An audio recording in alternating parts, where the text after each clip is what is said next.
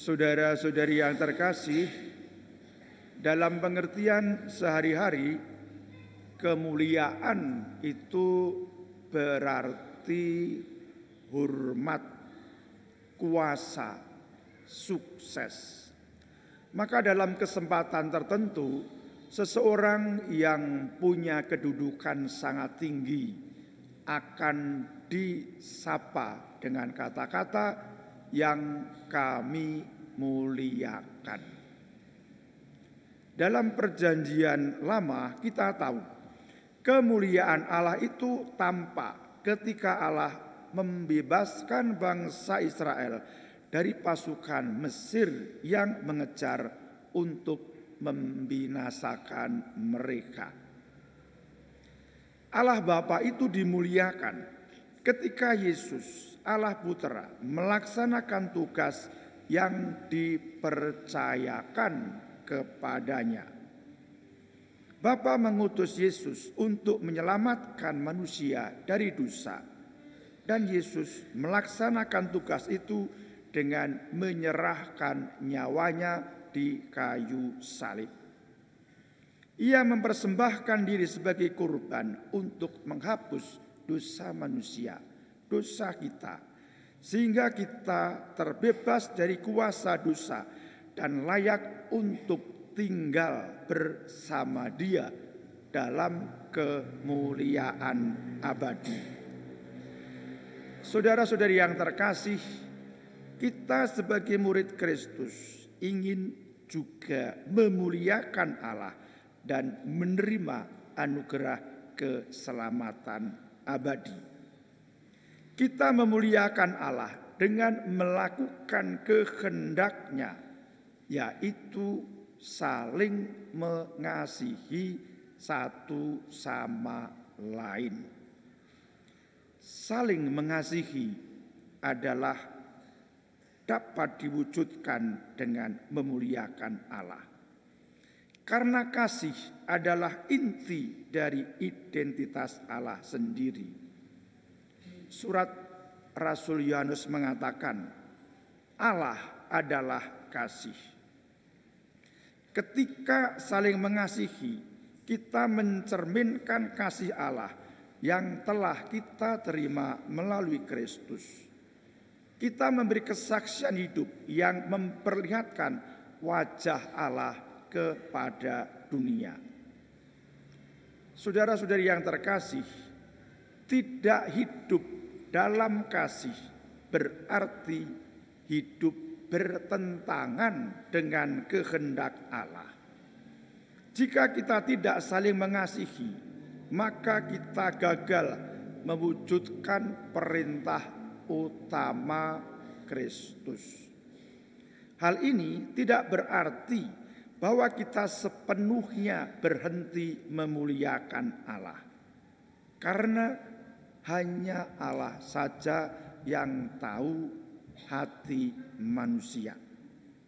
Tetapi dengan tidak saling mengasihi, kita mengaburkan gambaran Allah pada diri orang lain, atau kita menjadi batu sandungan bagi orang lain. Orang lain dapat berkomentar, katanya hidup dalam cinta kasih, kok hanya begitu saja, kok masih jauh ya. Maka kegagalan dalam kasih bisa menjadi kegagalan dalam memuliakan Allah. Saudara-saudari yang terkasih, kerjasama dan persaudaraan dapat juga memuliakan Allah, asalkan berakar pada kasih yang sejati. Tanpa kasih, kerjasama dan persaudaraan dapat memudar dan akhirnya kurang mencerminkan kemuliaan Allah. Kerjasama dan persaudaraan yang didorong oleh kepentingan pribadi, oleh kewajiban sosial, atau bahkan kepura-puraan bukanlah bentuk kasih sejati. Saudara-saudari yang terkasih, Tuhan pernah bersabda, "Aku memberikan perintah baru kepadamu, yaitu supaya kamu saling mengasihi." Perintah untuk mengasihi sebenarnya bukan hal yang baru, karena hukum Taurat sudah memberikan perintah untuk mengasihi sesama manusia seperti diri sendiri. Kalau perintah untuk mengasihi sesama bukan hal yang baru, lalu di manakah letak baru dari perintah Tuhan? Yang baru adalah motivasinya. Dasar untuk mengasihi sesama adalah kasih yang telah diberikan oleh Yesus kepada para murid. Kasih yang kita wujudkan kepada sesama itu bersumber dan digerakkan oleh kasih yang kita terima dari Tuhan Yesus.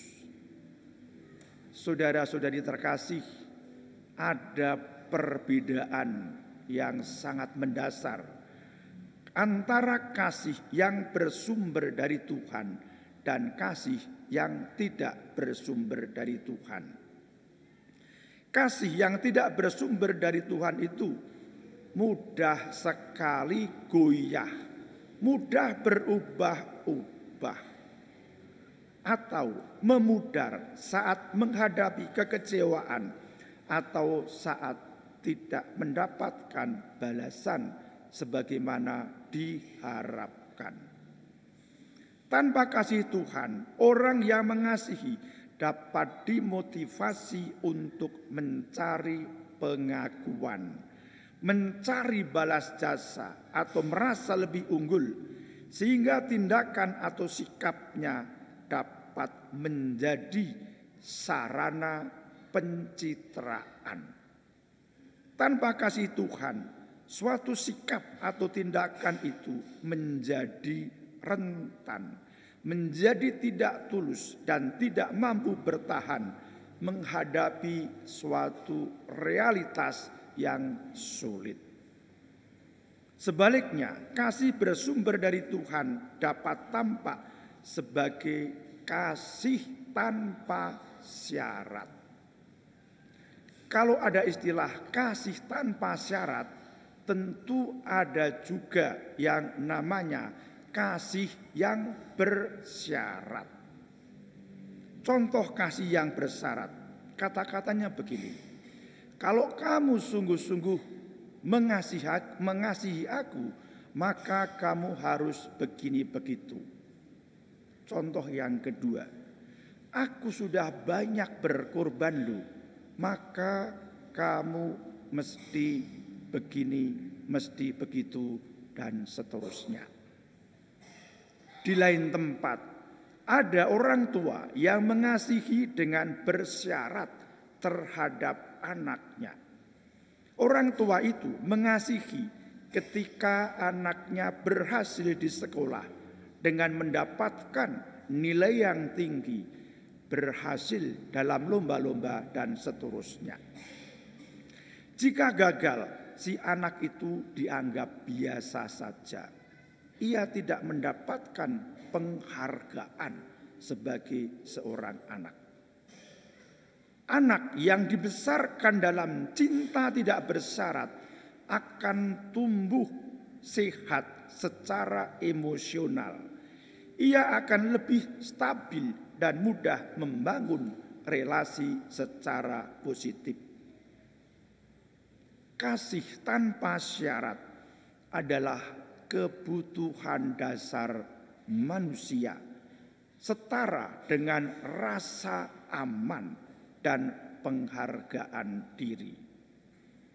Saudara-saudari yang terkasih, kasih yang bersumber dari Tuhan tentu terungkap dalam ketulusan, dalam konsistensi. Kasih itu tetap dapat diwujudkan bahkan dalam situasi yang sulit, dapat diberikan kepada orang yang sulit dikasihi. Dengan kasih Tuhan, kita dapat tetap bersemangat mengasihi meskipun tidak dihargai atau dibalas. Kasih yang bersumber dari kasih Allah tidak tergantung pada tanggapan orang lain. Oleh karena itu, orang yang mengasihi tidak pernah kepikiran, sesudah aku mengasihi, aku di lain kesempatan dapat balasan atau tidak. Tidak ada pikiran seperti itu. Kasih yang berasal dari Tuhan memampukan kita untuk mengasihi tanpa pamrih, sehingga dapat menyentuh hati orang yang keras atau melunakkan egoisme seseorang. Saudara-saudari yang terkasih, marilah kita membuka hati agar makin menyadari kasih Tuhan, sehingga kita sanggup mengasihi meskipun tidak senantiasa mudah. Dimuliakanlah Tuhan kini dan sepanjang masa. Amin.